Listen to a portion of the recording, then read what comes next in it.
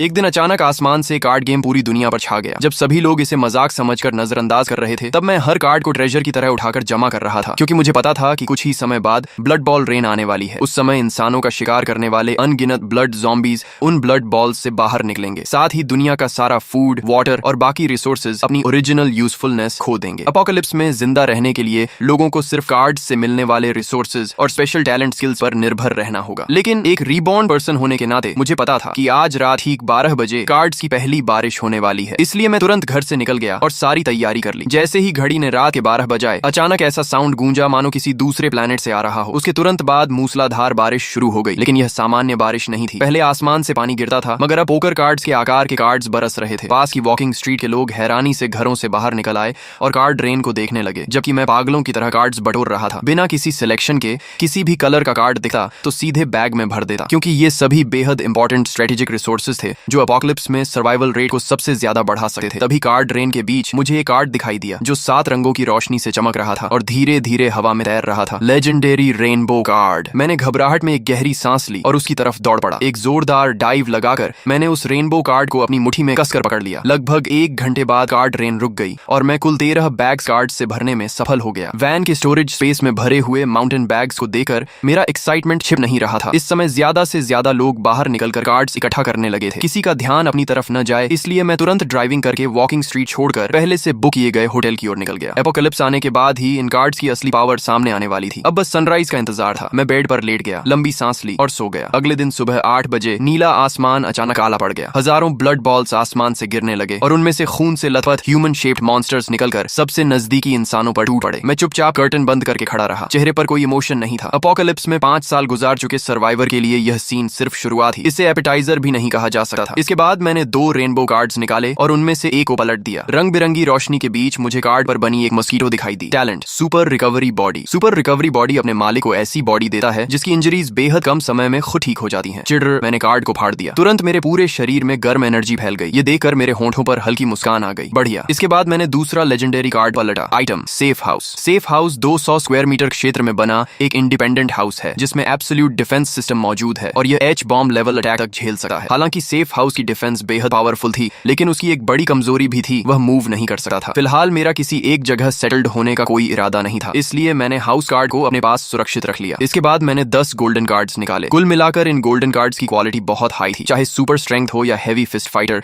दोनों ही golden cards के T0 level talents थे। तभी अचानक रूम का डोर जोर से टूटकर खुल गया। मैले कुचैले कपड़ों में एक महिला अंदर गिर पड़ी और उसके पीछे 3 ब्लड ज़ॉम्बीज दौड़ते हुए आ गए। वह यंग वुमन चीखते हुए मदद के लिए हाथ बढ़ाने लगी। मैं आगे बढ़ा और सिर्फ 3 पंच में उन ब्लड ज़ॉम्बीज को खत्म कर दिया। महिला इतनी शॉक थी कि काफी देर तक जमीन पर पड़ी तीनों ब्लड ज़ॉम्बीज की बॉडीज को घूरती रही। फिर उसे होश आया और उसने कहा धन्यवाद। मैं उसे देखकर थोड़ा चौंक गया। लिन वार्नर। कितना अजीब संयोग है, अपोकलिप्स के पहले ही दिन उससे मुलाकात हो गई। सच कहूं तो उसने मेरी जान बचाई थी। पिछले जीवन में उसी की मदद से मैं मुश्किल से जिंदा रह पाया था। बाद में हमारा कम्युनिटी एरिया ज़ॉम्बी टाइड द्वारा डिस्ट्रॉय हो गया और फिर मैं उससे कभी नहीं मिला। तभी लिन वार्नर ने हैरानी से पूछा, तुम मुझे जानते हो? बड़ी स्टार हो तुम। मैं तुम्हें कैसे नहीं जानूंगा? मेरी बात सुनकर उसका टेंशन थोड़ा कम हो गया। उसने पूछा, क्या तुम बता सकते हो कि यह सब क्या हो रहा है? ये मॉन्स्टर्स आखिर हैं क्या? मैंने उसे संक्षेप में सब समझाया और फिर टॉपिक बदलते हुए माउंटेन बैग्स की तरफ इशारा किया। यहाँ 10-20 हजार कार्ड्स हैं। अगर मैं अकेले इन्हें सॉर्ट करूंगा तो बहुत समय बर्बाद हो जाएगा। मुझे एक हेल्पर की जरूरत है। क्या तुम मेरी टीम ज्वाइन करना चाहोगी? तुम्हारा काम सिर्फ कार्ड्स को कैटेगरी के हिसाब से सॉर्ट करना होगा और बदले में मैं तुम्हारी सेफ्टी और डेली नीड्स की जिम्मेदारी लूंगा। बाहर का एनवायरनमेंट बेहद डेंजरस था और हर तरफ मॉन्स्टर्स घूम रहे थे, जबकि उसके सामने खड़ा यह आदमी साफ तौर पर बहुत कुछ जानता था। उसके साथ रहना निश्चित रूप से ज्यादा सेफ था, इसलिए उसने तुरंत सिर हिलाकर हामी भर दी। फिर उसने माउंटेन बैग खोलकर सारे कार्ड्स बाहर निकाले और मेरे बताए अनुसार उन्हें अलग अलग कैटेगरीज में सॉर्ट करने लगी। कुछ देर बाद वह मिनरल वाटर की बोतल हिलाते हुए बुदबुदाई। अजीब है, इतना पानी पीने के बाद भी प्यास नहीं बुझ रही। वाटर समेत सारे फूड आइटम्स अब बेकार हो चुके हैं। मैंने बेड पर रखे व्हाइट कार्ड्स की तरफ इशारा किया। अब सब कुछ कार्ड्स से मिलेगा। वाटर कार्ड ढूंढो और उसे फाड़ दो। अगले ही पल उसने एक वाटर कार्ड निकाला और उसे फाड़ दिया। तुरंत उसके हाथ में एक छोटी वाटर बोतल प्रकट हो गई। कितना अमेजिंग है, वह हैरानी से बोली और एक ही सांस में पूरा पानी पीकर फिर कार्ड्स सॉर्ट करने लगी। दोपहर के करीब 12 बजे तक बाहर की सड़क शांत थी। तभी अचानक इंसानों की एक टीम वहां दिखाई दी। उनके पीछे 10 से ज्यादा यंग मेन और वुमेन चल रहे थे और सभी के पास वेपन्स थे। आसपास के ब्लड ज़ॉम्बीज ने जैसे ही इंसानों को देखा, वे गरजते हुए उनकी तरफ दौड़ पड़े। लेकिन उस टीम की कॉम्बैट पावर बेहद जबरदस्त थी। दर्जनों ब्लड ज़ॉम्बीज उनके करीब पहुंचने से पहले ही टुकड़ों में काट दिए गए। उधर ब्लड ज़ॉम्बीज गिरे ही थे कि इधर विंडो के पास खड़ी लिन वार्नर तमाशा देखते हुए उत्साहित होकर चिल्ला उठी, वाह ये लोग कितने पावरफुल हैं, हम यहाँ हैं, हेल्प। मैं तुरंत भौहें सिकोड़कर उसकी तरफ देखने लगा, लेकिन अब कुछ करने में देर हो चुकी थी, क्योंकि पूरी टीम की नजर एक साथ हमारी तरफ हो चुकी थी। कुछ ही देर बाद वह टीम होटल लॉबी में पहुंच गई। जो वेन बेहद एक्साइटेड होकर बोला, लिन वानर, मैं आपका फैन हूँ। मैंने कभी नहीं सोचा था कि न्यू सिटी में बिजनेस ट्रिप के दौरान आपसे मुलाकात हो जाएगी। तभी लिन वानर ने शिष्टता से पूछा, नमस्ते, आप लोग कहाँ जाने वाले हैं? जो वेन ने तुरंत जवाब दिया, बिल्कुल ब्लड ज़ॉम्बीज का शिकार करने और कार्ड्स हासिल करने। उन ब्लड ज़ॉम्बीज के शरीर में कार्ड्स होते हैं। अगर लक अच्छा रहा और कोई ब्लू स्किल कार्ड मिल गया तो सर्वाइवल चांस काफी बढ़ जाएगा। मिस लिन, क्या आप हमारे साथ चलना चाहेंगी? हम बहुत स्ट्रांग हैं, जरूरत नहीं है, हम खुद अपनी सुरक्षा कर सकते हैं। चलो वापस चलते हैं। मैंने डॉक्टर को इशारा किया और मुड़कर जाने लगा। तभी जो वेन की नजर मुझ पर पड़ी। वह बोला, भाई जरा रुकिए, पता नहीं कल रात आपको कुछ कार्ड्स मिले या नहीं? कार्ड्स तो मिले हैं, कुछ ही हैं। मैंने कपड़ों के अंदर से दर्जन भर सिल्वर कार्ड्स निकाल लिए। यह देखकर सबकी आंखें लगभग बाहर निकल आईं। इतनी सारी सिल्वर कार्ड्स। जो वेन ने लालच भरी नजरों से उन्हें देखा और गला सूखते हुए बोला, लगता है बड़ी मोटी मछली हाथ लगी है। फिर उसका चेहरा बदल गया और उसकी आंखों में लालच भर गया। तुम अकेले इतने कार्ड्स का क्या करोगे? इन्हें हमें दे दो, हम तुम्हारी तरफ से संभाल कर रखेंगे। मैंने मुस्कुराकर सिर हिलाया और पूछा, क्या तुम अंदाजा लगा सकते हो कि मैं इन सिल्वर कार्ड्स को अपने पास क्यों रखे हुए हूँ और खुद इस्तेमाल क्यों नहीं कर रहा? क्या मतलब है तुम्हारा? जो वेन ने सावधानी से पूछा। मैंने अपनी मुट्ठी भींची और कहा, मतलब यह है कि तुम सब मरने वाले हो। हाँ हाँ हाँ, हम इतने लोग हैं। जो वेन अपनी बात पूरी भी नहीं कर पाया था कि उसकी आंखों के सामने अंधेरा छा गया। अगले ही पल वह पूरी तरह बेहोश होकर जमीन पर गिर पड़ा। सभी लोग शॉक में रह गए। उनके सामने खड़े इस युवक ने सिर्फ एक पंच में जो वेन का सिर चकनाचूर कर दिया था, जबकि जो वेन के पास सिल्वर टैलेंट भी था और उसे पलटकर जवाब देने का एक मौका तक नहीं मिला। इसके बाद मैंने एक गोल्डन कार्ड निकाली और उसे फाड़ दिया। तुरंत मेरे हाथ में एक डरावनी ब्लैक ब्लेड प्रकट हो गई, जिससे खतरनाक ऑरा निकल रहा था। अब तुम्हारी बारी है। अच्छा मौका है ये देखने का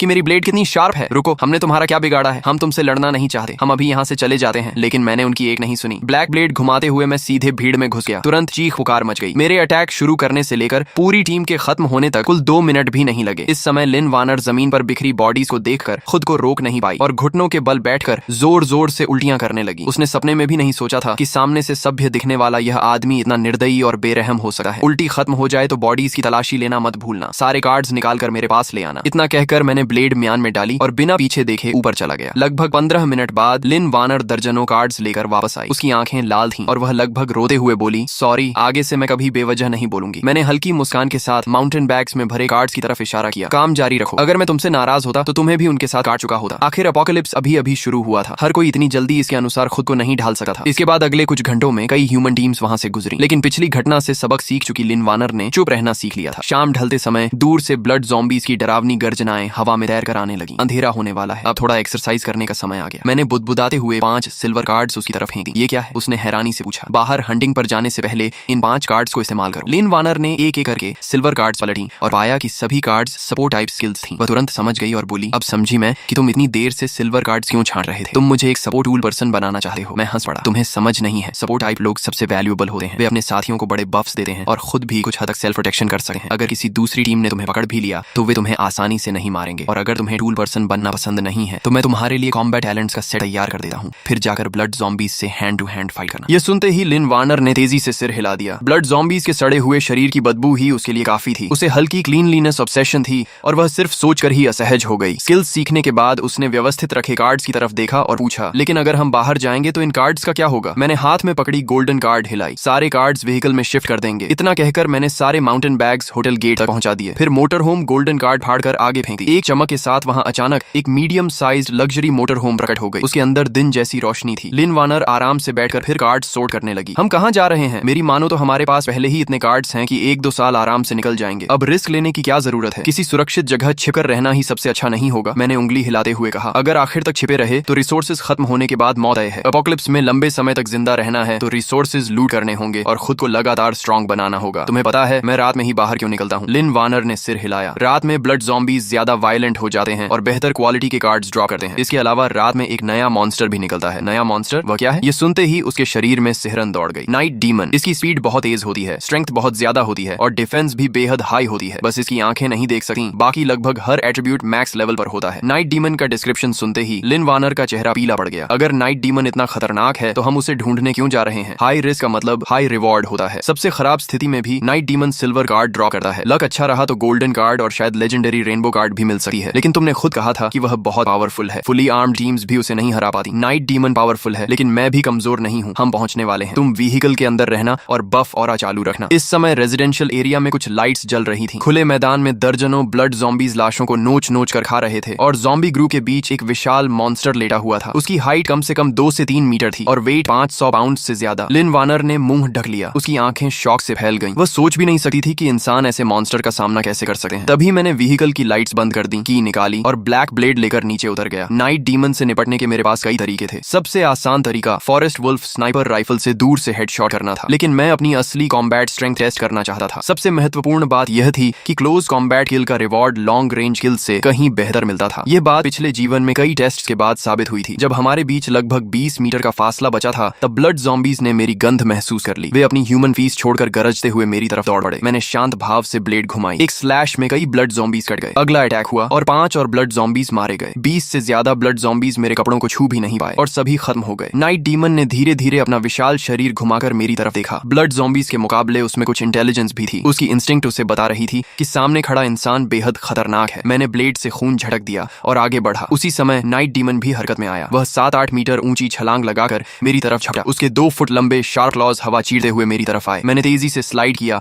और उसके शरीर के नीचे घुस गया। फिर ब्लैक ब्लेड को पूरी ताकत से ऊपर की तरफ घोंप दिया। बिना किसी सस्पेंस के ब्लेड उसके शरीर को आर पार चीरती हुई निकल गई। नाइट डीमन जमीन पर गिर पड़ा, लेकिन वह अभी मरा नहीं था। वह दर्द से तड़पते हुए जमीन पर बुरी तरह छटपटाने लगा। मैं तुरंत आगे बढ़ा और नाइट डीमन को फाइनल ब्लो देकर पूरी तरह खत्म कर दिया। जल्द ही इस छोटी बैटल का लूट सामने आ गया। White cards 9, green cards 4, blue cards 2 और सिल्वर कार्ड्स 3। सच कहूं तो लूट काफी पुअर था। मैं बिल्कुल सेटिस्फाइड नहीं था, लेकिन अभी सिर्फ शाम के 7 बजे थे और पूरी रात अभी बाकी थी। इसके बाद मैं व्हीकल चलाकर आगे बढ़ता रहा। तभी अचानक मैंने जोर से ब्रेक लगा दी। लिन वार्नर समझ गई कि जरूर कुछ हुआ है। वह जल्दी से आगे आई। विंडो से बाहर देखते ही उसने ऐसा सीन देखा जिसे वह जिंदगी भर नहीं भूल पाएगी। लगभग 200 मीटर दूर एक 5-6 मीटर ऊंचा विशाल ब्लड रेड हार्ट लगातार धड़क रहा था। उसके चारों तरफ 100 से ज्यादा ब्लड ज़ॉम्बीज बिना किसी डायरेक्शन के इधर उधर घूम रहे थे। लिन वार्नर ने घबराकर अपना मुंह ढक लिया। उसकी आंखों में फियर और शॉक साफ दिखाई दे रहे थे। ये क्या है? Blood nest. मेरी बात सुनकर लिन वार्नर कुछ पल के लिए जड़ हो गई और उसके चेहरे पर चिंता छा गई। क्या तुम उस चीज से लड़ने का इरादा रखते हो? इतनी जल्दी किस बात की? मैं ड्राइवर सीट पर बैठ गया और दूर से उस विशाल ब्लड नेस्ट को ध्यान से देखने लगा। असल में मेरी ओरिजिनल प्लान ये थी कि मैं सीधे ईस्ट डायरेक्शन में ड्राइव करके पड़ोसी सी सिटी जाऊं और वहां अपने एक पुराने फ्रेंड को ढूंढूं। लेकिन प्लान्स हमेशा रियलिटी के अनुसार नहीं चलते। इस क्रॉस रोड पर अचानक यह इवॉल्विंग जायंट ब्लड नेस्ट दिखाई दे गया। ऐसी अपॉर्चुनिटी छोड़कर जाना मेरे लिए नामुमकिन था, क्योंकि इवॉल्व्ड ब्लड नेस्ट से मिलने वाले रिवॉर्ड्स और ड्रॉप रेट सामान्य ब्लड नेस्ट या नाइट डीमन से 10 गुना से भी ज्यादा वैल्यूएबल होते हैं। लेकिन फिलहाल एक ही प्रॉब्लम थी। मुझे नहीं पता था कि ब्लड नेस्ट को एवोल्यूशन पूरी करने में कितना टाइम लगेगा। समय धीरे धीरे गुजरता गया। देखते ही देखते कई घंटे बीत गए। तभी अचानक वे ब्लड ज़ॉम्बीज जो अब तक सुस्त और बेपरवाह घूम रहे थे, जैसे किसी चीज को महसूस कर बैठे, वे सभी एक साथ क्रॉस रोड के दाईं तरफ मुड़े और जोर जोर से गरजते हुए वहां की ओर दौड़ पड़े। अगले ही पल लगातार गनफायर की आवाजें गूंज उठी। गोलियों की बौछार में ब्लड ज़ॉम्बी ग्रुप ऐसे फटने लगा मानो पुराने कपड़े के टुकड़े हवा में उड़ रहे हों। मैंने मिलिट्री बिनोक्यूलर्स निकाली और ध्यान से देखने लगा। लेंस के अंदर एक ह्यूमन टीम दिखाई दी। वे सभी ब्लू कॉम्बैट यूनिफॉर्म पहने हुए थे और उनके हाथों में गन्स थी। तभी लिन वार्नर ने धीरे से पूछा, क्या ब्लड नेस्ट अब उनसे छिन जाएगा? मैंने बिनोक्यूलर्स नीचे रखी और सिर हिलाया। इतना आसान नहीं है। इंसानों की मौजूदा स्ट्रेंथ के हिसाब से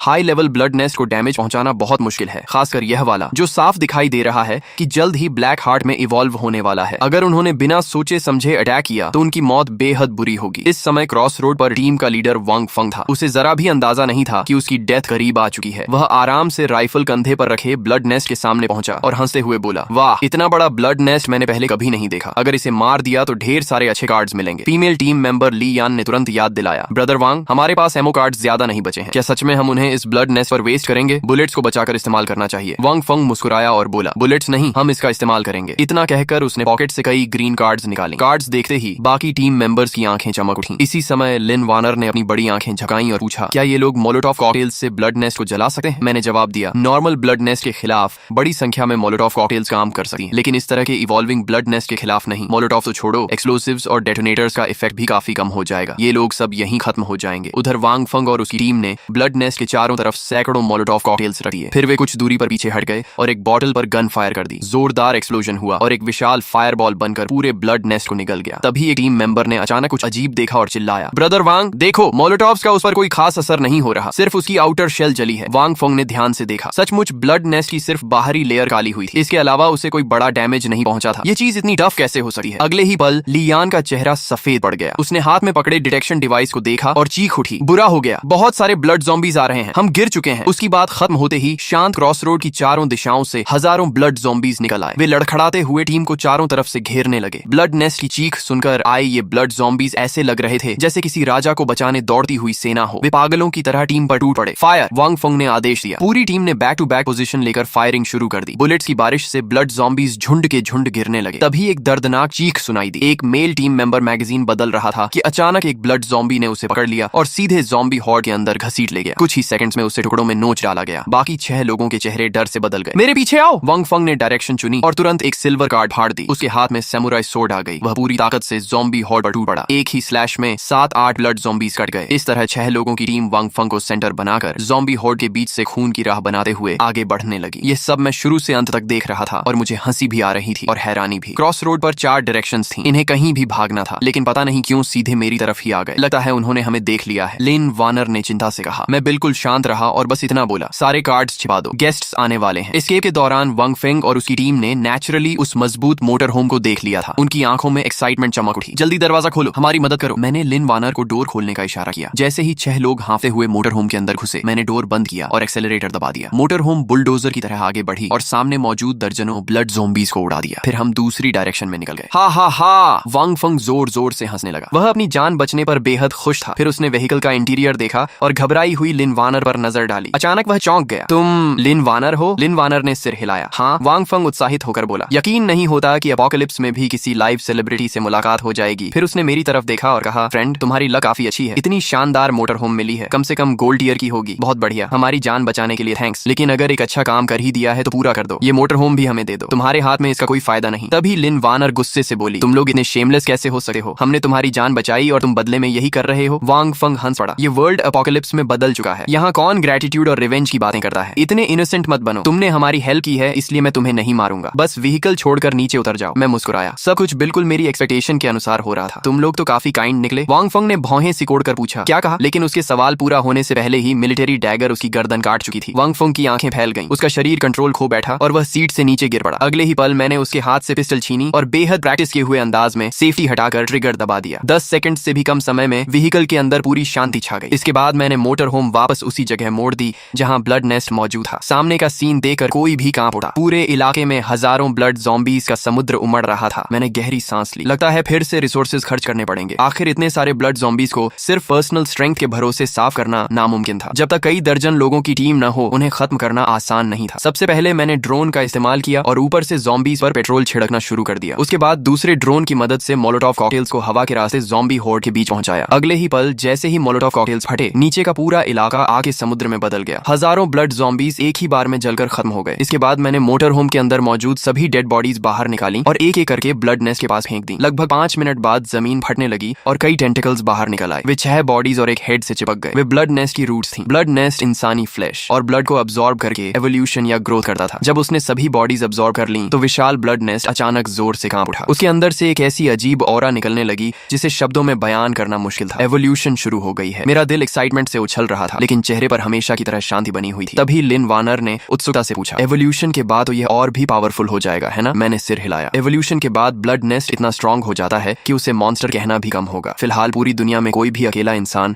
ब्लैक हार्ट को सोलो फाइट में नहीं हरा सकता, लेकिन एवोल्यूशन प्रोसेस के दौरान ब्लड नेस्ट अपनी सारी एनर्जी कोर में खींच लेता है ताकि ट्रांसफॉर्मेशन पूरा हो सके। दूसरे शब्दों में कहूं तो यही उसका सबसे वीक मोमेंट होता है। इस समय उसकी डिफेंस सामान्य ब्लड नेस्ट से ज्यादा नहीं होती और उसे मारना सबसे आसान होता है। इसके बाद मैं ब्लैक ब्लेड लेकर सीधे ब्लड नेस्ट की तरफ बढ़ गया। ब्लेड ने उसकी आउटर शेल को ऐसे काट दिया जैसे गर्म चाकू मक्खन को काटा है। ब्लड नेस्ट का अंदरूनी हिस्सा पूरी तरह दिखाई देने लगा। ऊपर से नीचे तक सैकड़ों स्ट्रेंज फ्लैश पॉड्स बेतरतीब तरीके से लगे हुए थे। मैं उसके अंदर गहराई तक पहुंचा और जल्द ही मुझे वह हार्ट मिल गया जो हवा में तैर रहा था और धीरे धीरे अपना कलर बदल रहा था। जैसे ही हार्ट पूरी तरह ब्लैक कलर में बदल गया, मैंने बिना एक पल गंवाए ब्लेड चलाई और ब्लैक हार्ट को काटकर अलग कर दिया। फिर मैं तुरंत मुड़ा और तेजी से मोटर होम की तरफ भाग गया। व्हीकल के अंदर लिन वानर की आंखों में क्यूरियोसिटी भरी हुई थी। क्या यही ब्लैक हार्ट है? मैंने सिर हिलाया और ब्लैक हार्ट को डाइनिंग टेबल पर रख दिया। फिर गहरी सांस लेते हुए बोला, यह ब्लैक हार्ट है, अपोकलिप्स के शुरुआती दौर का सबसे प्रेशियस रिसोर्स। जैसे ही मैंने ब्लेड से उसे 2 हिस्सों में बांटा, ब्लैक हार्ट तुरंत राख बनकर बिखर गया। लेकिन जहां वह रखा था वहां कार्ड्स का एक बड़ा स्टैक दिखाई दिया। कुल मिलाकर वहां दर्जन भर से ज्यादा कार्ड्स थी। मैंने उत्साह में अपने हाथ रगड़े और कार्ड्स को एक एक करके देखने लगा। उनमें 2 रेनबो कार्ड्स थी और 6 गोल्डन कार्ड्स। बाकी कार्ड्स भी कम वैल्यूएबल नहीं थी। 6 गोल्डन कार्ड्स में से फूड कार्ड और बायोलॉजिस्ट टैलेंट फिलहाल मेरे किसी काम की नहीं थी, लेकिन बाकी 4 गोल्डन कार्ड्स असली T0 लेवल टैलेंट थी। इसके बाद मैंने पहली रेनबो कार्ड पलटी। उसका डिस्क्रिप्शन पढ़ते ही मेरी प्यूपिल्स सिकुड़ गई। Talent spirit control art. ये टैलेंट अपने ओनर को स्पिरिचुअल एनर्जी कंट्रोल करने की एबिलिटी देती है। रिक्वायरमेंट 8 मेरिडियंस अनलॉक होना जरूरी। ये रेनबो कार्ड्स में भी गॉड ईयर टैलेंट थी, लेकिन कंडीशन बहुत स्ट्रिक्ट थी, इसलिए अभी इसे सीखना संभव नहीं था। मैंने स्पिरिट कंट्रोल आर्ट को संभाल कर रख दिया और दूसरी रेनबो कार्ड उठाई। जैसे ही मैंने उसका डिस्क्रिप्शन पढ़ा, मैं खुद को हंसने से रोक नहीं पाया। Equipment, electronic protection bracelet. जब तक इसमें पावर है तब तक यूजर आसानी से नहीं मरेगा। पिछले जीवन में मैंने किसी को यह ब्रेसलेट इस्तेमाल करते देखा था। इसे चार्ज करने के लिए सिल्वर बैटरी कार्ड्स की जरूरत पड़ती थी। फुल चार्ज होने के बाद यह 3 फेटल अटैक्स तक ब्लॉक कर सकता था। इसका मैकेनिज्म सीधा था। एनिमी का अटैक ब्रेसलेट के शील्ड द्वारा अब्सॉर्ब कर लिया जाता था। बेशक इसकी भी लिमिट थी। अगर अटैक उसकी डिफेंस कैपेसिटी से ज्यादा पावरफुल हो तो शील्ड फेल हो जाता था, लेकिन सामान्य स्थिति में यह एक पैसिव सुपर शील्ड जैसा था। मैंने तुरंत ब्रेसलेट निकालकर अपनी रिस्ट पर पहन लिया। फिर टैक्टिकल वेस्ट से 3 सिल्वर बैटरी कार्ड्स निकाली। जैसे ही ब्रेसलेट की 3 ग्रीन एनर्जी बार्स फुल हुई, मुझे जबरदस्त सेंस ऑफ सिक्योरिटी महसूस हुआ। कुछ सोचकर मैंने पिस्टल लिन वानर की तरफ बढ़ाई, फिर अपनी फॉरहेड की तरफ इशारा करते हुए कहा, मुझ पर फायर करो। लिन वानर शॉक में पड़ गई। क्या? चिंता मत करो, मैं सिर्फ ब्रेसलेट की डिफेंस टेस्ट करना चाहता हूँ। मैं अपनी जान के साथ गेम नहीं खेल रहा। शूट करो। मेरे बार बार कहने पर उसने दांत भींचे और ट्रिगर दबा दिया। बैंग! बुलेट मेरी फॉरहेड के पास पहुंचते ही एक ट्रांसपेरेंट शील्ड में समा गई और बिना कोई निशान छोड़े गायब हो गई। मैंने ब्रेसलेट की तरफ देखा। जैसा उम्मीद थी, उसकी एक एनर्जी बार कम हो चुकी थी। इस समय लिन वानर के चेहरे पर सिर्फ शॉक नहीं था, बल्कि पेन भी साफ दिखाई दे रहा था। कारण जानने पर मैं खुद को हंसने से रोक नहीं पाया। असल में पिस्टल की रिकॉइल इतनी स्ट्रांग थी कि उसके रिस्ट जॉइंट में चोट लग गई थी। सच में तुम बहुत फ्रेजाइल हो। मैंने उसे सहारा देकर डाइनिंग एरिया में बैठाया और उसकी रिस्ट वापस सही पोजीशन में सेट कर दी। लगा है फायर आर्म्स तुम्हारे लिए सूटेबल नहीं है, तुम्हें क्रॉसबो इस्तेमाल करना चाहिए। लिन वानर ने अपनी रिस्ट हल्के से मलते हुए कहा, जब मैं शूटिंग कर रही थी तब एक बार मैकेनिकल बो की ट्रेनिंग ली थी। क्या तुम्हारे पास ऐसा कुछ है? मैंने मुस्कुराते हुए जवाब दिया, सिर्फ एक नहीं, काफी सारे हैं। फिर मैंने सिल्वर कार्ड्स निकाली। कुल 6 सिल्वर मैकेनिकल क्रॉसबोज थी। उनकी फंक्शंस और पावर बिल्कुल सेम थी। फर्क सिर्फ इतना था कि हर क्रॉसबो की कलर कोटिंग अलग अलग थी। अच्छा। लिन वानर ने बेहद स्किल्ड तरीके से मैकेनिकल क्रॉसबो उठाया, बो स्ट्रिंग खींची और एरो सेट किया। सिर्फ स्विश की आवाज आई और एरो एक लाइट स्ट्रीम की तरह उड़ता हुआ गया। वह इतनी एक्यूरेसी से टारगेट पर लगा कि इलेक्ट्रिक पोल से लगभग 3 मीटर दूर पड़े डस्टबिन में जाकर धंस गया। कमाल है, मैंने थम्स अप दिखाया। मेरी तारीफ सुनकर लिन वानर का चेहरा शर्म से लाल हो गया। बहुत समय से प्रैक्टिस नहीं की थी, मुझे एक बार और ट्राई करने दो। मैंने तुरंत रोक दिया, अभी नहीं, पहले ये कार्ड्स इस्तेमाल करो फिर प्रैक्टिस करना। मैंने पहले से अलग रखी हुई कुछ सिल्वर कार्ड्स उसकी तरफ बढ़ाई। उनमें talent, attack speed mastery, talent, precision, talent, long range shooting और स्किल मास्टर आर्चर शामिल थे। लिन वानर अविश्वास से मुझे देखने लगी। ये सारी कार्ड्स मेरे लिए हैं। मैंने सिर हिलाया। हाँ, आगे मिलने वाले मॉन्स्टर्स लगातार स्ट्रॉन्ग होते जाएंगे। मुझे एक रिलायबल टीममेट चाहिए। ये सुनते ही उसके गाल और लाल हो गए। वह अच्छी तरह जानती थी कि पिछले 2 दिनों में उसने आखिर किया ही क्या था। पहला काम कार्ड सॉर्ट करना, दूसरा काम कार्ड सॉर्ट करना, तीसरा काम फिर से कार्ड सॉर्ट करना। लेकिन ये सोचकर कि अब वह मेरे साथ शोल्डर टू शोल्डर फाइट कर सकेगी, उसके दिल में खुशी भर गई। थैंक यू मुझ पर भरोसा करने के लिए। इसके बाद सिल्वर टैलेंट्स के बफ मिलने के कारण उसकी एक्यूरेसी और एरो पावर कई गुना बढ़ गई। स्टैटिक टारगेट पर उसका हिट रेट सीधे 95% तक पहुंच गया, जबकि मूविंग टारगेट पर भी 77% था। अफसोस सिर्फ इतना था कि आसपास के सारे ब्लड ज़ॉम्बीज पहले ही साफ हो चुके थे, वरना मैं उसकी रियल कॉम्बैट परफॉर्मेंस देखना चाहता था। इस शानदार दिन की सक्सेस सेलिब्रेट करने के लिए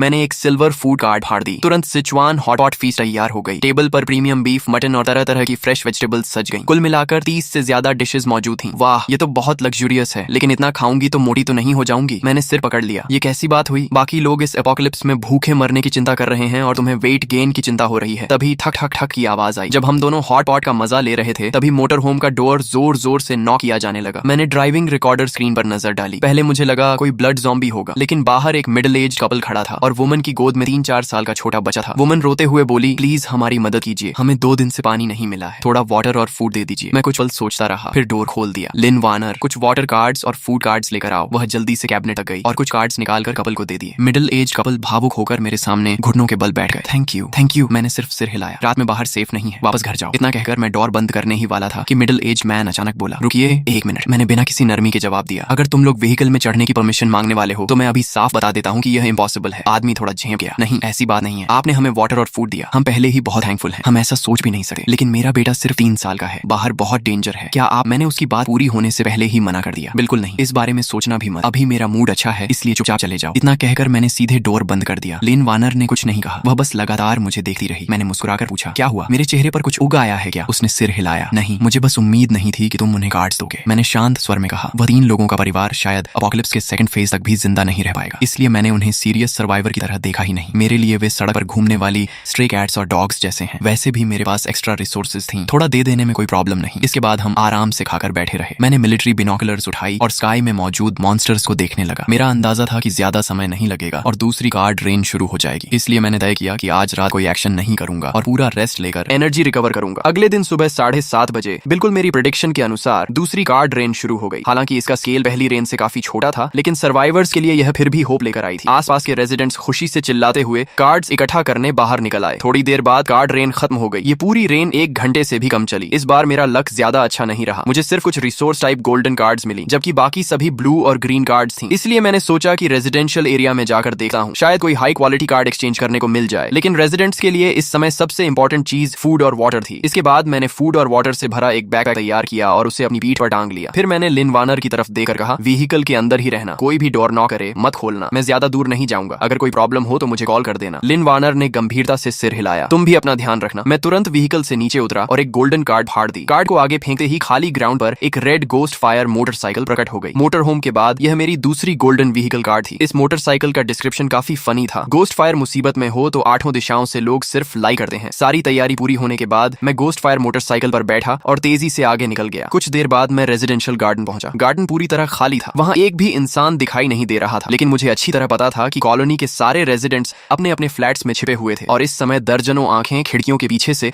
मुझे चुपचाप देख रही थीं। मैं तुम लोगों के लिए कोई थ्रेट नहीं हूं, मैं सिर्फ ट्रेड करने आया हूं। मेरे पास फूड कार्ड्स और वाटर कार्ड्स की बड़ी क्वांटिटी है। मैं इन्हें फूड के अलावा किसी भी ग्रीन कार्ड या ब्लू कार्ड के बदले एक्सचेंज करना चाहता हूं। अगर किसी के पास सिल्वर कार्ड या गोल्डन कार्ड है तो मैं और भी अच्छा रेट देने को तैयार हूं। अपनी सिंसेरिटी दिखाने के लिए मैंने खुद बैग खोला और अंदर भरी रिसोर्स वाइट कार्ड्स बाहर निकालकर सबको दिखा दी। ऐसा मौका बार बार नहीं मिलेगा। मैं यहाँ ज्यादा देर रुकने वाला भी नहीं हूँ। कुछ देर तक आवाज लगाने के बाद अपार्टमेंट बिल्डिंग के अंदर से लोग सावधानी से बाहर निकलने लगे। जल्द ही मैंने 1000 से ज्यादा रिसोर्स वाइट कार्ड्स के बदले 300 से ज्यादा ब्लू और ग्रीन कार्ड्स हासिल कर ली, जिनकी यूजफुलनेस ज्यादा नहीं थी। जब एक्सचेंज लगभग खत्म हो गया तो मैं वापस जाने की तैयारी करने लगा। तभी पीछे से एक जानी पहचानी आवाज सुनाई दी, रेनबो कार्ड, तुम इसे कैसे एक्सचेंज करोगे, कैसे एक्सचेंज करोगे? ये सुनते ही मैं कुछ पल के लिए फ्रीज हो गया। मैंने तुरंत पीछे मुड़कर देखा, सामने वही आदमी खड़ा था जो पिछली रात मुझसे फूड मांगने आया था, वांग गुई। मैंने खुद को संभाला और धीरे से पूछा, तुम्हारे पास रेनबो कार्ड है? कार्ड का नाम क्या है? वांग गुई ने धीमी आवाज में कहा, स्पेस रिंग। ये सुनते ही मैंने गहरी सांस खींची। स्पेस रिंग, ये एक एब्सोल्यूट स्ट्रेटेजिक इक्विपमेंट थी। क्या तुम मेरी व्हीकल में चलकर आराम से बात करना चाहोगे? मुझे लगा वह मना कर देगा, लेकिन उसने बस एक छोटी सी हूं की आवाज निकाली और सीधे मेरी गोस्ट फायर मोटरसाइकिल पर बैठ गया। अगले ही पल उसने भूत जैसी शांत आवाज में कहा, कार्ड मैंने कहीं छिपा दी है, अगर तुम मुझे मार भी दोगे तो तुम्हें कुछ नहीं मिलेगा। मैं कुछ पल के लिए चौंका, फिर मुस्कुरा दिया। मोटर होम के अंदर पहुंचने के बाद मैंने लिन वार्नर से कहा कि वांग गुई को एक कप कॉफी और करी बीफ राइस दे दे। वांग गुई ने बिना कोई फॉर्मेलिटी दिखाए खाना पकड़ लिया और भूखे जानवर की तरह खाने लगा। मैं बिल्कुल भी जल्दी में नहीं था। उसके पूरा खाने का इंतजार किया और फिर बोला, अब ट्रेड की बात कर सकते हैं, तुम बदले में क्या चाहते हो? वांग गुई ने आंखें पोंछी और बोला, मुझे कोई कार्ड नहीं चाहिए, मुझे बस तुमसे 3 लोगों को मारना है। मेरी भौहें सिकुड़ गईं। कुछ तो गड़बड़ थी। क्या हुआ? वांग गुई की आंखें खाली थी। मेरी वाइफ मर गई, मेरा बेटा भी मर गया। ये सुनते ही लिन वार्नर शॉक में पड़ गई। क्या कल रात तो वे ठीक थे, अचानक ऐसा कैसे हो गया? वांग गुई की आवाज कांप उठी। मेरी वाइफ और बेटे को मारने वाले हु दाजुन, वंग जिचेंग और जो यून हैं। उन्होंने बारी बारी से मेरी वाइफ को टॉर्चर किया और मेरे बेटे का गला घोंट दिया। अगले ही पल वांग गुई अचानक बेकाबू हो गया। उसने टेबल पर मुट्ठी दे मारी और चिल्लाया, मैं उन्हें मरते हुए देखना चाहता हूँ, बस उन्हें मार दो, रेनबो कार्ड तुम्हारी होगी, प्लीज मेरी मदद करो, मैं जानता हूँ कि तुम्हारे पास यह करने की पावर है। मैंने कुछ देर तक उस आदमी को देखा जो दर्द और ग्रीफ से टूट चुका था। फिर शांत स्वर में बोला, मैं तुम्हारी डील एक्सेप्ट करता हूँ और एक एक्स्ट्रा कंडीशन भी दूंगा। अगर सिचुएशन ने अलाउ किया तो तुम्हें खुद रिवेंज लेने का मौका मिलेगा। इसके बाद मैंने अपनी वॉच देखी, ब्लैक ब्लेड उठाई और खड़ा हो गया। मेरे साथ चलो। 5 मिनट बाद मैं वांग गुई को लेकर फिर उसी रेजिडेंशियल एरिया में पहुंच गया। मैं उससे पूछने ही वाला था कि वे लोग कहाँ रहते हैं, तभी उसने मेरा हाथ पकड़ लिया। उसका शरीर कांप रहा था। वो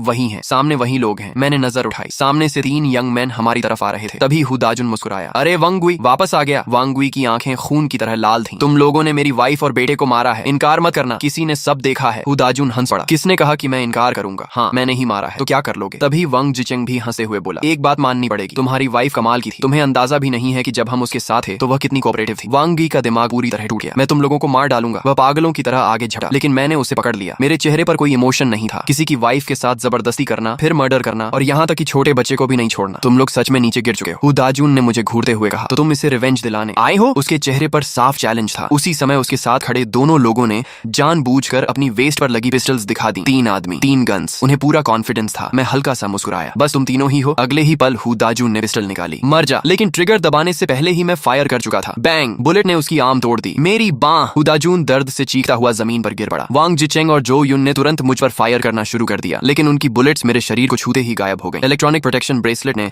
हर अटैक अब्सॉर्ब कर लिया। मुझे एक भी स्क्रैच नहीं आई। मैंने उन्हें सोचने का मौका नहीं दिया। बैंग बैंग, 2 और शॉट्स गूंजे। दोनों की गन होल्डिंग आर्म्स टूट गई। क्यों? मैंने उसे हिट किया था, उसे कुछ हुआ क्यों नहीं? दर्द से दोनों चीखने लगे। इसके बाद मैंने वांग गुई के कंधे पर हाथ रखा और उसे एक ग्रीन ब्लेड कार्ड थमा दी। अब तुम्हें खुद अपनी वाइफ और बेटे का रिवेंज लेने का मौका मिलता है। तुम्हारी रिक्वेस्ट मैंने पूरी कर दी, अब मेरी पेमेंट कहाँ है? वांग गुई ने कांपती आवाज में जवाब दिया, बिल्डिंग के ग्राउंड फ्लोर पर जो ड्रेन पाइप है उसके पीछे। इतना कहकर उसने ब्लेड पकड़ी और धीरे धीरे उन तीनों की तरफ बढ़ने लगा जो जमीन पर पीछे हटे हुए दया की भीख मांग रहे थे। ब्रदर वांग, प्लीज हमें माफ कर दो, हमसे गलती हो गई, हमें छोड़ दो, हम तुम्हारे लिए कुछ भी करेंगे, हमारे पास बहुत सारे कार्ड्स हैं, सब तुम्हें दे देंगे, प्लीज हमें मत मारो। मैंने एक नजर नजर सीन पर डाली और फिर मुड़ गया। जो करना था मैं कर चुका था। अब लाइफ और डेथ का फैसला वांग गुई के हाथ में था। फिलहाल मेरी दिलचस्पी सिर्फ उस स्पेस रिंग में थी। जैसा उसने बताया था, बिल्डिंग के ग्राउंड फ्लोर के कॉरिडोर के आखिर में मौजूद ड्रेन पाइप के पीछे मिट्टी और इंडस्ट्रियल वेस्ट से ढका हुआ एक छोटा सा छिपा हुआ स्पॉट था। मैंने कार्ड को फाड़ा और रिंग अपनी उंगली में पहन ली। अगले ही पल मेरे दिमाग में एक चौकोर स्पेस दिखाई दिया। आकार में वह सिर्फ 10 क्यूबिक मीटर का था, लेकिन वास्तव में उसमें बहुत सारा सामान रखा जा सकता था। जिस क्षण मुझे स्पेस रिंग के अस्तित्व का पता चला था, उसी समय मैंने तय कर लिया था कि इसका इस्तेमाल किस लिए करूंगा। डेड बॉडी स्टोर करने के लिए। इसके बाद मैं बिल्डिंग से बाहर निकला और एक नजर चारों तरफ डाली। इस समय वांग गुई का पूरा शरीर खून से सना हुआ था। वह ब्लड पूल के बीच बैठा कभी रो रहा था, कभी हंस रहा था। ऐसे समय में किसी भी तरह की सांत्वना मीनिंगलेस लगी। मैंने कुछ नहीं कहा और बस उसके पास से गुजर गया। कुछ घंटों बाद फिर बारिश शुरू हो गई। नहीं, यह सामान्य बारिश नहीं थी। Blood rain. लिन वार्नर की घबराई हुई आवाज ने मुझे जगा दिया। मैं ड्राइवर सीट पर आंखें बंद करके रेस्ट कर रहा था। मैंने विंडो से बाहर देखा। आसमान से अलग अलग साइज के ब्लड स्फीयर्स लगातार गिर रहे थे। उनकी संख्या पहली ब्लड रेन से कम नहीं बल्कि उससे भी ज्यादा थी। चलो, अब तुम्हारी आर्चरी स्किल टेस्ट करने का समय आ गया है। इतना कहकर मैं लिन वार्नर को लेकर मोटर होम की रूफ पर चढ़ गया। क्या हुआ? इतनी डरी हुई क्यों लग रही हो? नहीं, मैं डरी नहीं हूँ। फिर कांप क्यों रही हो? लिन वार्नर मुस्कुराई। मैं डर नहीं रही, एक्साइटेड हूँ। पहले सिर्फ तुम्हें मॉन्स्टर्स मारते हुए देखी थी। अब आखिरकार मैं भी तुम्हारे साथ फाइट कर सकती हूँ। देखना, आज मैं अच्छा परफॉर्म करूंगी। बात करते करते उसने क्रॉस बो उठाई, बो स्ट्रिंग खींची और एरो छोड़ा। स्विश। एरो बिजली की तरह उड़कर गया और सीधे एक ब्लड ज़ॉम्बी के सिर को भेद गया। उसकी मूवमेंट स्मूथ और परफेक्ट थी। बहुत बढ़िया, ऐसे ही जारी रखो। मैंने थम्स अप दिखाया। इसके बाद समय तेजी से बीत गया। शाम होते होते हम फिर उसी क्रॉस रोड पर मोटर होम के अंदर लौट आए। नीचे आ जाओ और थोड़ा रेस्ट कर लो। आसपास शायद अब कोई ब्लड ज़ॉम्बी नहीं बचा है। मैंने रूफ पर मौजूद लिन वार्नर को आवाज दी। सिर्फ 2 घंटों के अंदर ही मुझे एहसास हो गया था कि उसमें कॉम्बैट टैलेंट और लर्निंग एबिलिटी बेहद स्ट्रांग थी। शुरुआत में वह हर ज़ॉम्बी को देकर घबरा जाती थी, लेकिन बाद में लगातार हेडशॉट्स लगाने लगी। उसकी इंप्रूवमेंट स्पीड सचमुच चौंकाने वाली थी। मैंने कुल 61 ब्लड ज़ॉम्बीज मारे हैं। लिन वार्नर खुशी से उछलते हुए व्हीकल के अंदर आई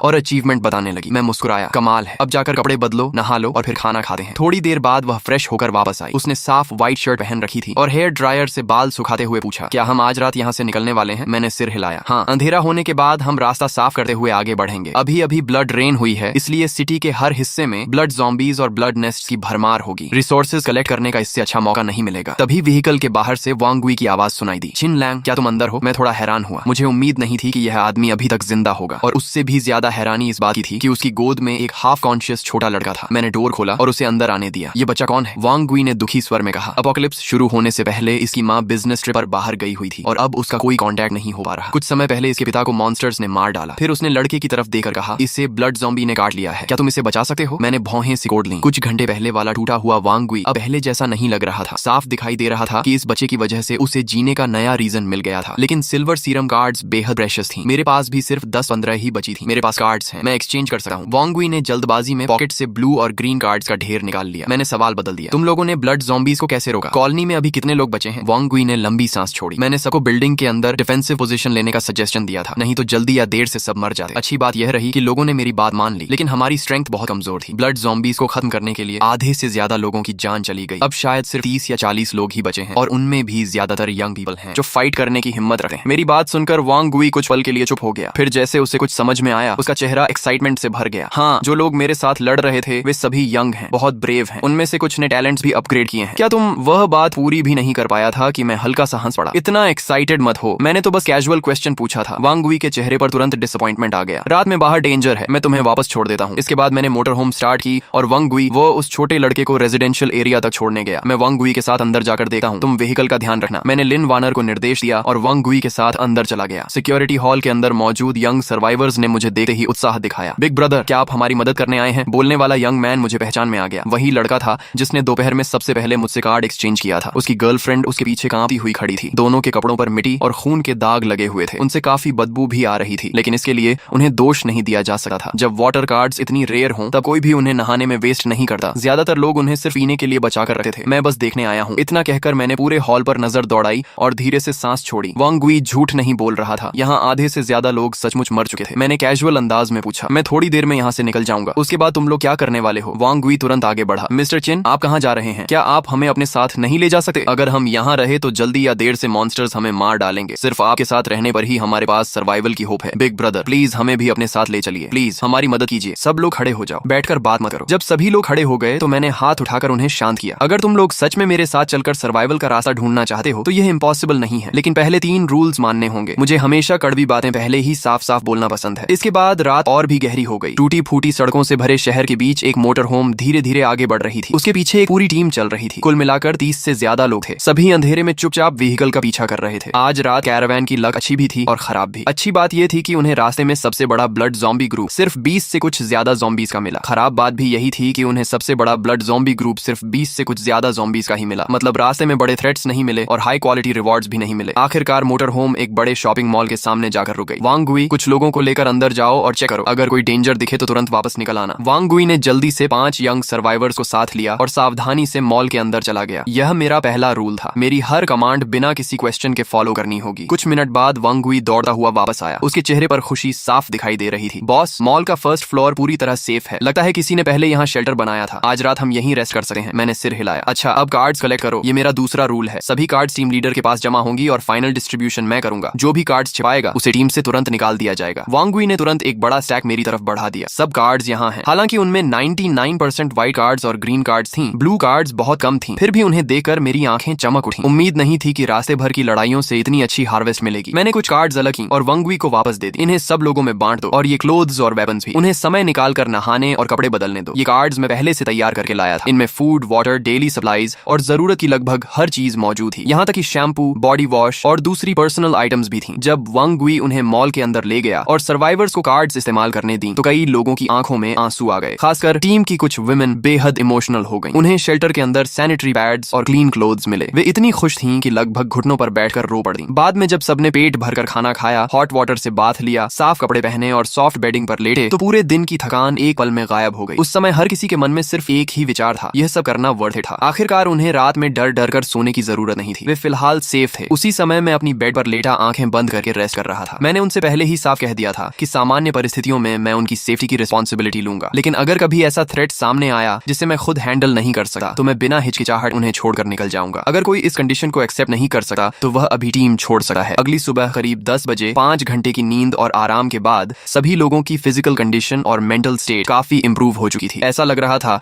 जैसे पूरी टीम एक रात में बदल गई हो। तभी वांग गुई दौड़ता हुआ मेरे पास आया। बॉस, सब लोग रेडी हैं, हम कब निकलेंगे? मैं मोटर होम से नीचे उतरा, लंबी स्ट्रेच ली और पॉकेट से 7 सिल्वर मैकेनिकल बो कार्ड्स निकाली। फिर मैंने उन्हें वांग गुई की तरफ बढ़ा दिया। ये 7 कार्ड्स टीम की विमेन को दे दो, उन्हें ट्रेनिंग शुरू करने को कहो। वांग गुई ने कार्ड्स को देखकर गहरी सांस ली। उसकी आंखों में एक्साइटमेंट साफ दिखाई दे रही थी। बॉस, इतनी सारी सिल्वर कार्ड्स, आपने तो सच में बहुत बड़ा इन्वेस्टमेंट कर दिया। मैं हल्का सा मुस्कुराया। इन्वेस्टमेंट के बिना रिटर्न कहां से मिलेगा? इसके बाद मैंने सिल्वर और ब्लू कार्ड्स का एक और स्टैक निकाला और वांग गुई को थमा दिया। इनमें right shields, military grade electric battens, swords और कॉम्बैट वेपन्स थी। इन्हें टीम के उन पुरुषों को देना जिनकी फिजिकल स्ट्रेंथ और फिटनेस अच्छी है। उन्हें साफ बता देना कि अगर जिंदा रहना है तो पूरी जान लगानी पड़ेगी। जो कोई भी मेरा इक्विपमेंट लेकर आलस करेगा या फाइट से बचने की कोशिश करेगा उसके साथ मैं बिल्कुल नरमी नहीं बरतूंगा। वांग गुई तुरंत सिर हिलाने लगा। बॉस, आप चिंता मत कीजिए, अगर कोई भी काम चोरी करेगा तो सबसे पहले मैं ही उसे नहीं छोड़ूंगा। सारी व्यवस्था करने के बाद मैंने अचानक टॉपिक बदल दिया। शौबाओ की तबीयत कैसी है? वांग गुई के चेहरे पर तुरंत एक नरम मुस्कान आ गई। शुक्र है बॉस, आपकी स्पेशल मेडिसिन की वजह से शाओबाओ काफी बेहतर है। वह पूरी रात सोया और सुबह उठे ही भूख लगने की शिकायत करने लगा। बच्चे रिकवरी जल्दी करते हैं। मैंने पॉकेट से 10 ग्रीन कार्ड्स निकाली और उसकी तरफ बढ़ा दी। ये ग्रीन कार्ड्स रख लो और ये मिल्क पाउडर और ब्रेड के पैकेट भी, ये मैं पर्सनल तौर पर तुम्हें दे रहा हूँ। सच कहूँ तो मैं खुद भी इन्हें इस्तेमाल करने से बचा रहा था। वांग गुई की आंखें लाल हो गईं। वह भावुक होकर बोला, बॉस, आपका ये एहसान मैं जिंदगी भर नहीं भूलूंगा। मैंने हाथ हिलाया। ठीक है, अब जाकर अपना काम करो। उसे जाते हुए देखकर मैंने धीरे से सांस छोड़ी। इतनी बड़ी टीम को संभालना आसान नहीं था। चाहे रिसोर्सेज कितनी भी हों, लगातार इस तरह खर्च करने पर वे भी खत्म हो जाती हैं। अब मेरे पास सिर्फ 100 से कुछ ज्यादा सिल्वर कार्ड्स बची थी। आगे मुझे काफी सावधानी से उन्हें इस्तेमाल करना होगा। पूरा दिन मेरे पास कोई खास काम नहीं था,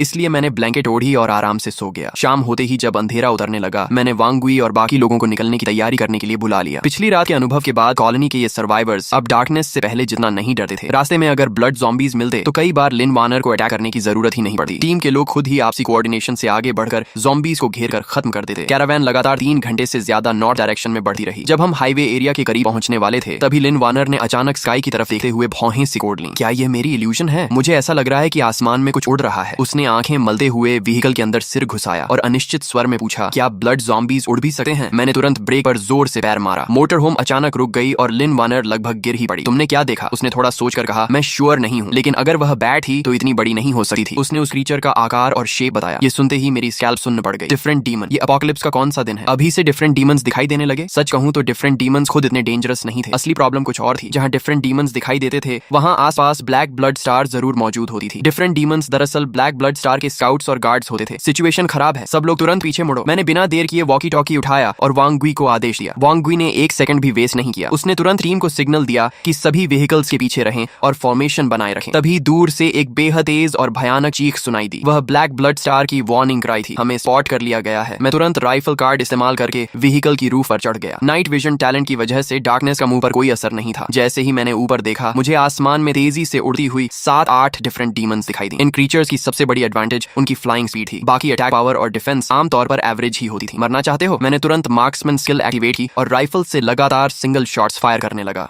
कुछ ही सेकंड में 7 डिफरेंट डीमंस के सिर उड़ गए। वे एक एक करके पास के वीट फील्ड में गिर पड़े। बॉस, क्या हुआ? वांग वी के चेहरे पर टेंशन साफ दिखाई दे रही थी। मैंने गंभीर स्वर में कहा, सब लोग तैयार हो जाओ, बैटल शुरू होने वाली है। फिर मैंने राइफल, कुछ एक्स्ट्रा बुलेट्स और कई मोलोटॉव कार्ड्स वांग वी की तरफ फेंक दी। अपने लोगों की सुरक्षा करना। वांग वी ने तुरंत उन्हें पकड़ लिया। समझ गया बॉस। इसके बाद उसने शाओबाओ के सिर पर प्यार से हाथ फेरा। छोटा लड़का डरी हुई आवाज में बोला, अंकल, मुझे डर लग रहा है। वांग वी ने उसे अपनी तरफ खींच लिया और नरम स्वर में कहा, डर मत, अंकल यहीं है। अंकल तुम्हारी रक्षा जरूर करेगा। तूफान आने से पहले हमेशा मौत जैसी खामोशी होती है। आ गए। मेरी प्यूपल्स सिकुड़ गईं। सड़क के आखिर में ब्लड ज़ॉम्बीज का एक विशाल हॉर्ड दिखाई दिया। वे इतने ज्यादा थे कि उनकी संख्या का अंदाजा लगाना भी मुश्किल था। हजारों ब्लड ज़ॉम्बीज एक दूसरे को धक्का देते हुए आगे बढ़ रहे थे। उनके मुंह से अजीब और डरावनी चीखें निकल रही थीं। ज़ॉम्बी हॉर्ड के बीच कई नाइट डीमंस भी मौजूद थे। वे साफ तौर पर इस हॉर्ड के लीडर्स लग रहे थे। बाकी ज़ॉम्बीज पागलों की तरह दौड़ रहे थे, लेकिन नाइट डीमंस आराम से उनके पीछे पीछे चल रहे थे। ये लड़ाई आखिर कैसे जीतेंगे? वांग वी ने मिलिट्री बिनोकुलर्स से सामने का नजारा देखा और अनजाने में गाली निकल गई। लेकिन जब उसने व्हीकल की रूफ पर खड़े मुझे देखा, जहां मेरे चेहरे पर डर का नामो निशान नहीं था, तो उसका दिल कुछ हद तक शांत हो गया। उसने होंठ चाटे और धीरे से बुदबुदाया, आ जाओ, जितने आना है आ जाओ, आज सबको खत्म कर देंगे। तभी अचानक एक भयानक चीख गूंजी। टीम में मौजूद लगभग 50 साल का एक आदमी नाइट डीमन के स्नीक अटैक का शिकार हो गया। उसका सिर एक झटके में चकनाचूर कर दिया गया। सभी लोग सामने वाले ज़ॉम्बी होर्ड पर ध्यान दे रहे थे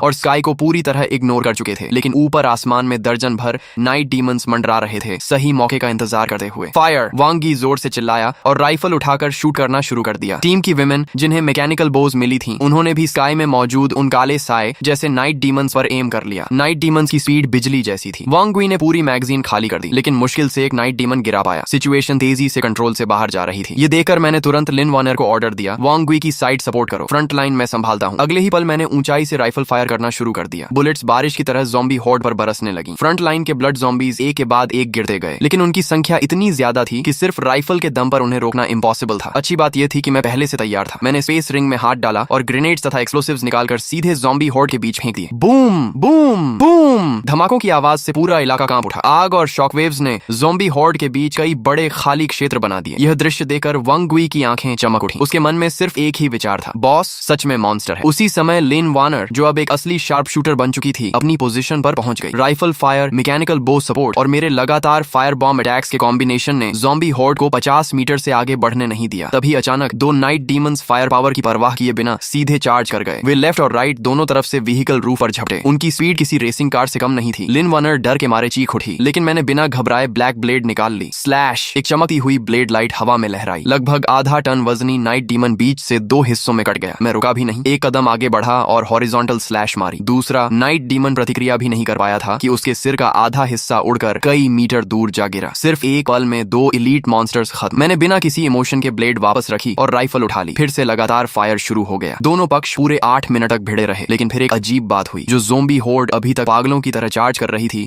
वह अचानक पीछे हटने लगी। वे उसी तरह रिट्रीट कर रहे थे जैसे समुद्र की लहरें किनारे से लौटी हैं। यह देखकर मैंने हाथ उठाकर सभी को सीज फायर का सिग्नल दिया, फिर टीम पर नजर डाली। रिजल्ट उम्मीद से कहीं बेहतर था। शुरुआत में स्नीक अटैक का शिकार हुए उस एक आदमी को छोड़कर टीम का कोई और मेंबर नहीं मरा था। इसके बाद मैं व्हीकल रूफ से नीचे कूदा और बैटलफील्ड पर लूट कलेक्ट करने लगा। जल्द ही 2 गोल्डन कार्ड्स मेरे हाथ लगी। इस बैटल में तो जबरदस्त प्रॉफिट हुआ है। उधर वांग वी बाकी लोगों को लेकर बैटलफील्ड क्लीन करने लगा। कुछ ही देर में 200-300 कार्ड्स कलेक्ट करके मेरे पास ला दी गई। सेफ्टी के लिए मैंने तुरंत पूरी टीम को टर्न अराउंड करने और ओरिजिनल रूट पर वापस लौटने का ऑर्डर दिया। आधे घंटे से ज्यादा ट्रैवल करने के बाद जब मुझे यकीन हो गया कि हम ब्लैक ब्लड स्टार के टेरिटोरी से बाहर निकल चुके हैं, तब मैंने सभी को रुककर कैंप लगाने की परमिशन दी। इतनी बड़ी और खतरनाक बैटल के बाद लोगों की आंखों में पहले से कहीं ज्यादा कॉन्फिडेंस था। वे सिर्फ जिंदा नहीं बचे थे, बल्कि सैकड़ों ब्लड ज़ॉम्बीज को मार भी चुके थे। उस रात टीम के हर सर्वाइवर के दिल में सिर्फ एक ही विश्वास था, बॉस के पीछे चलोगे तभी जिंदा रहोगे। यही अब उनका सबसे मजबूत फेथ बन चुका था। इस समय मोटर होम के अंदर तेज रोशनी जल रही थी। मैंने नरम बीफ का एक टुकड़ा काटकर मुंह में रखा और हल्का सा भौहें सिकोड़ ली। यह बैटल भले ही जीत ली गई थी, लेकिन अगर सामने मौजूद ब्लैक ब्लड स्टार को खत्म नहीं किया गया तो आगे बढ़ने के लिए बहुत बड़ा चक्कर लगाना पड़ेगा। मेरे पास मोटर होम था, इसलिए मुझे कोई फर्क नहीं पड़ता था, लेकिन वांग वी और उसके लोगों के लिए यह सफर सहना आसान नहीं था। तभी कार्ड्स की सॉर्टिंग पूरी कर चुकी लिन वार्नर जल्दी से रिपोर्ट देने लगी। इस बार कुल 317 कार्ड्स मिली हैं। मैं सोच से बाहर आया और सिर हिलाया। आया। प्रॉफिट तो हुआ है, लेकिन अभी भी उतना नहीं जितना मुझे उम्मीद थी। इसके बाद मैंने स्पेस रिंग से नाइट डीमंस द्वारा ड्रॉ की गई 2 गोल्डन कार्ड्स निकाली। एक वेपन ब्लड पैटर्न गन थी और दूसरी टैलेंट कीन स्मेल। लिनवनर उत्सुकता से देखने लगी, लेकिन मैंने बस होंठ मोड़ दिए। ये टैलेंट सुनने में अच्छी लगती है, लेकिन इसका साइड इफेक्ट बहुत खतरनाक है। एपोकलिप्स में अगर तुम्हारी स्मेल बहुत ज्यादा तेज हो जाए तो हर समय ब्लड ज़ॉम्बीज़ की सड़ी हुई बदबू ही महसूस होगी। ऐसी हालत में लाइफ क्वालिटी सीधे जमीन पर आ जाएगी। लिनवनर को तुरंत समझ आ गया, फिर हंसते हुए बोली, वैसे डाइट कंट्रोल और फिगर मेंटेन करने के लिए ये टैलेंट बुरी नहीं है। समय तेजी से बीता और अगली सुबह आ गई। एक dark green military truck camp के बाहर आकर रुका। एक मजबूत शरीर वाला क्रू कट हेयर कट वाला आदमी ली जेंकी 5 ताकतवर आदमियों के साथ ट्रक से कूदा और मुस्कुराते हुए जोर से बोला, घबराइए मत, हम यूनिटी कम्युनिटी की सर्च टीम से हैं। हम आपके लीडर से बात करना चाहते हैं। ये देखकर मेरे होंठों पर हल्की सी रहस्यमयी मुस्कान उभर आई। मैं जानबूझकर एक भोले और अनुभवहीन युवक जैसा व्यवहार करते हुए आगे बढ़ा, जैसे मुझे किसी बात की समझ ही न हो। ली जेंकी ने यह सब नोटिस किया, लेकिन फिर भी उसने बेहद ईमानदार अंदाज में कहा, भाई, मेरे कैंप में मजबूत डिफेंस लाइन और भरपूर रिसोर्सेज हैं। अपने लोगों को लेकर हमारे साथ चलो। एपोकलिप्स में ग्रुप बनाकर रहोगे तभी जिंदा रह पाओगे, मानना पड़ेगा। उसकी बातों में काफी आकर्षण था। मेरी इंस्टिंक्ट कह रही थी कि वह कोई बुरा इंसान नहीं है, इसलिए मैंने फैसला किया कि एक बार जाकर देखना चाहिए। वैसे भी रास्ते में ही था, देखने में कोई नुकसान नहीं था। इसके बाद मैं अपने 30 से ज्यादा लोगों को लेकर कैंप में पहुंचा। साफ सुथरे कपड़े, आत्मविश्वास से भरे चेहरे और अनुशासित चाल ढाल देखकर वे एपोकलिप्स की किसी रेगुलर आर्मी जैसे लग रहे थे। उनकी मौजूदगी ने आसपास मौजूद बिखरे बालों और मैले कपड़ों वाले रेफ्यूजीज को पूरी तरह फीका कर दिया।